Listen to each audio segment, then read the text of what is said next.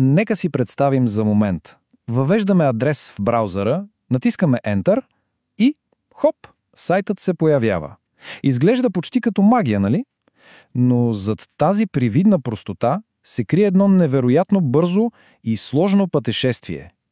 Хайде да надникнем зад завесата и да разберем какво точно се случва в тези няколко секунди. Ето и нашата пътна карта за това пътешествие. Ще започнем с това какво всъщност е уеб адресът.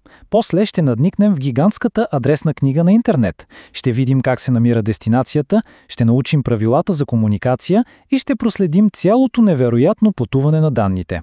Всичко това, за да разберем как работи тази тиха, но всемогъща мрежа.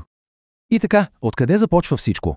Ами, от най-простото нещо, което правим – въвеждането на адрес в браузъра.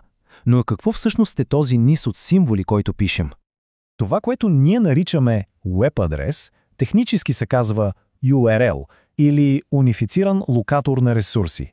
Всъщност, това е като универсален адрес в дигиталния свят. Той може да сочи не само към цял уебсайт, но и към конкретна снимка, документ или файл, който се намира някъде в огромната мрежа. Нека разбобим един такъв URL.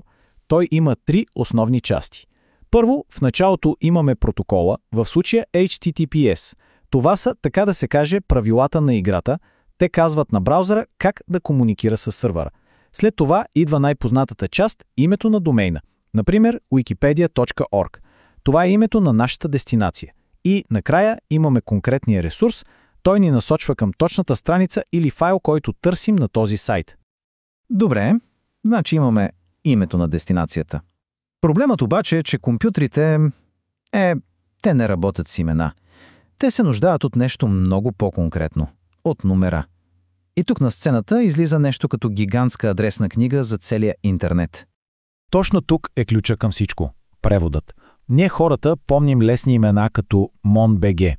Компютрите обаче имат нужда от числови адреси, нещо като 198.140.68.19, за да могат да се намират един друг в мрежата. И въпросът е, как се случва този преход от дума към число? Отговорът се нарича DNS или система за имена на домейни. Най-лесно е да си го представим като телефонния указател на интернет. Когато напишем името на даден сайт, нашият браузър първо се обръща към DNS сървър и го пита: "Извинявай, може ли телефонния номер, т.е. IP адреса на този сайт?" И щом вече имаме този номер от указателя, следващата логична стъпка е да разберем какво точно представлява той. Какво е това нещо наречено IP адрес? Представете си го така. Всяко едно устройство, свързано към интернет, било то компютър, телефон или сървър, има свой собствен уникален IP адрес. Това е неговият пощенски код в дигиталния свят. Именно този адрес гарантира, че данните ще бъдат изпратени до точното място и няма да се изгубят.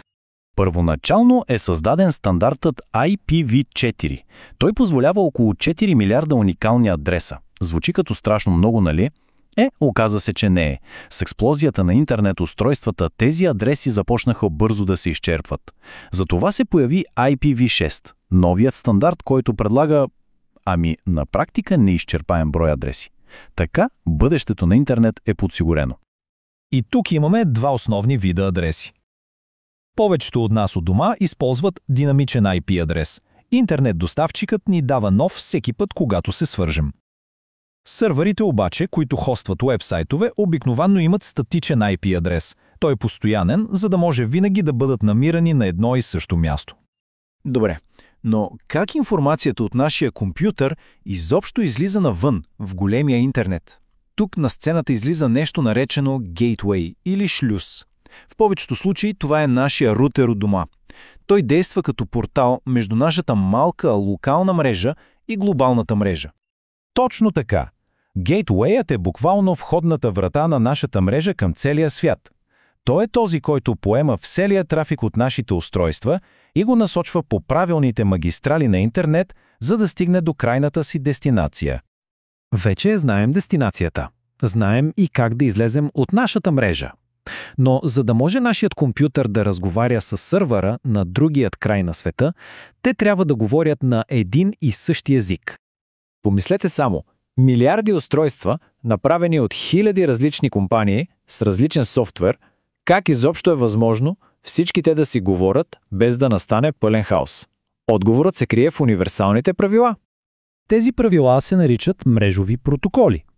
Те са като общо приетата граматика на интернет.